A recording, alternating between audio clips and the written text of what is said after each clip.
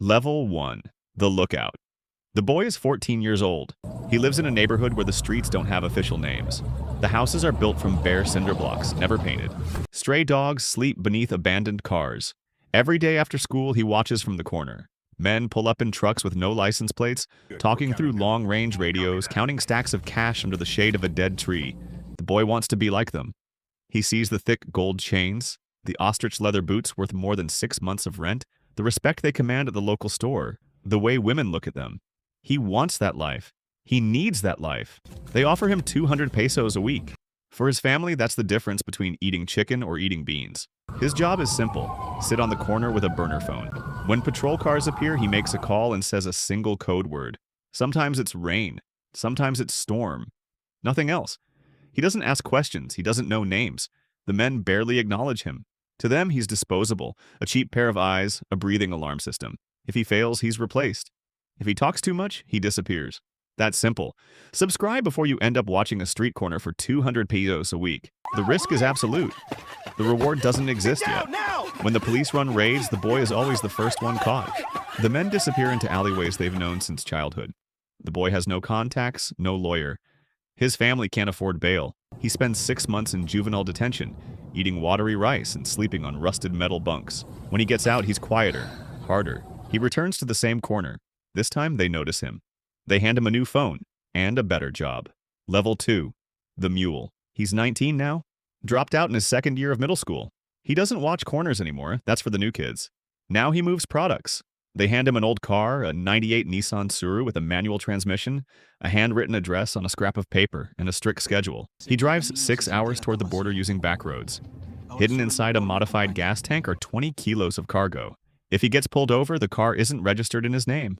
The product isn't his either, but he goes to prison all the same. The law doesn't care about technicalities. They pay him $3,000 per trip. Sounds like a fortune when you're 19 and have never seen that kind of money in one place. But you only get paid if you arrive. If the car breaks down in the middle of the desert, that's his problem. If it gets stolen on the road, his problem. If the police stop him at a random checkpoint, still his problem. He knew a guy who tried to skim half a kilo to sell on his own. They found him 3 weeks later, floating in a barrel of acid in a landfill. The rule is crystal clear. Deliver everything or disappear in pieces. No middle ground, no second chances. The work is mechanical, repetitive. There's no glamour in it. Just hours behind the wheel, palms sweating against the steering wheel, whispering prayers at every military checkpoint. Federal officers know exactly what fear smells like. They can see it in your eyes. Some wave you through for 1,000 pesos folded inside your license. Others don't. Depends on the day, their mood, whether they've already met their arrest quota. He controls nothing. He's a chess piece that only moves forward. If he falls, he'll be replaced within 24 hours. There are 100 kids on 100 corners waiting for their shot, waiting for their burner phone. Level 3. The Soldier. He's 25 years old. He survived 4 years as a mule. Made 30 runs without a single failure, 30 times crossing the thin line between freedom and prison. When he was arrested in Monterrey, he never talked. Served 18 months in a state prison, sharing a cell with murderers and rapists. He didn't give anyone up. Not when they beat him, not even when they offered a reduced sentence. He walked out with credibility, with respect. Now they hand him a weapon, an AK-47, tactical military boots, and a vest labeled police, even though he isn't. They train him at an abandoned ranch surrounded by mountains. For 3 straight days, he fires into tree trunks until the recoil stops, making him flinch. His job has completely changed. He no longer transports drugs. He transports fear. He is the arm that delivers violence. When someone refuses to pay the weekly fee, he rolls up with 3 others in a tinted SUV. Aluminum bats shatter windows.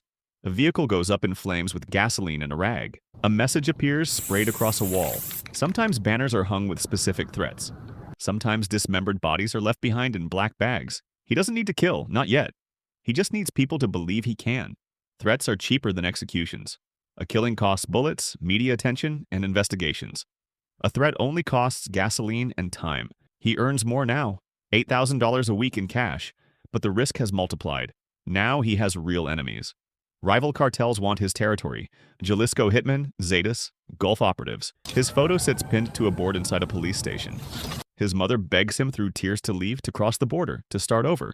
But he can't. Belonging means there is no exit. Walking away is betrayal. And betrayal has only one universal outcome. He knew 3 men who tried. None of them made it to the border. They were found in different states, in different conditions, but all of them were dead. Level 4. The Plaza Boss. He's 32, his skin weathered by the sun, scars lining his arms. He oversaw 3 executions without shaking, without getting sick. After that, he generated steady revenue for 2 straight years without a single disruption. He proved absolute loyalty when others ran during a cartel war that left 50 people dead in just 1 month. Now he runs a small city, population 5,000, 2 pool halls, a Pemex gas station, and a municipal market. The mayor greets him on the street with a nervous smile. The police commander eats breakfast at his restaurant every Thursday. He pays the bill upon, but never with his own money. He coordinates 20 soldiers, organizes distribution routes, and handles operational problems. One vendor at the market refuses to pay his weekly 500 pesos, says it's unfair, says he's barely surviving. That same night, 2 men are sent to burn the stall with everything inside. The message lands. By that afternoon, every vendor had paid. Some even pay 2 weeks in advance. He doesn't use violence out of anger or ego. He uses it like a precise administrative tool. Every bullet has a cost. Everybody draws media attention. Attention brings federal troops. Troops complicate business for months. He prefers quiet intimidation, sustained fear, selective violence. He earns about $10,000 a month in cash. Owns a 2-story house with air conditioning, drives a brand new Ram truck, carries 2 phones that never power down, 3 women in 3 different neighborhoods, none aware of the others. Still, he sleeps with 1 gun under his pillow and another on the nightstand. He knows his name is on a list. Others want his territory. It's profitable, strategic. Even his own boss could replace him if the numbers slip for a single month. The pressure is constant, like a low electrical hum. 1 bad month could be his last. He hasn't slept more than 4 consecutive hours in 6 months. The pills stopped working. Level 5, the Lieutenant. He's 38 years old, controls 3 entire states, oversees 50 plaza bosses, moves tons every month through tunnels, small aircraft, and homemade submarines. He never touches the product himself. He manages flow, numbers on encrypted computers, routes stored in mental maps, bribes distributed with surgical precision. His phone never stops ringing. 100 calls a day. Territorial disputes settled without firing a single shot. Executions approved with 1 word. Deals negotiated with politicians in expensive restaurants. He doesn't live in Mexico half the year anymore. Too dangerous. Houses in Medellin and Guatemala City. A bank account in Panama under the name of a shell company, registered in Delaware.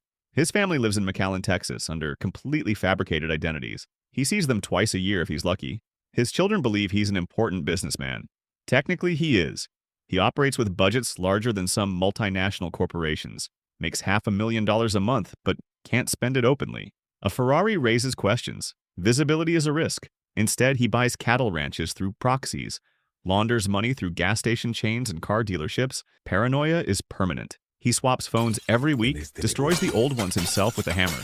His childhood best friend could be working for the DEA, a rival cartel, or even his own boss watching him.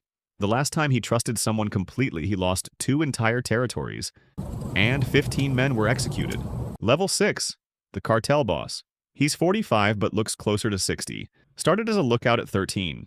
Survived 4 internal wars soaked in blood, 3 direct assassination attempts, and 2 extradition processes that collapsed under the weight of expensive lawyers and cheaper judges. Now he controls an organization generating over $1 billion a year. His name appears in classified intelligence reports across 6 countries. No one has captured a clear photograph of him in a decade. Authorities still circulate old images. He no longer resembles them. He doesn't live in flashy mansions. He hides in remote ranches with no connection to public electricity. Moves locations every 3 days precisely. Uses body doubles. Undergoes minor plastic surgeries to blur recognition. Never ride in the same vehicle twice. They're burned afterward.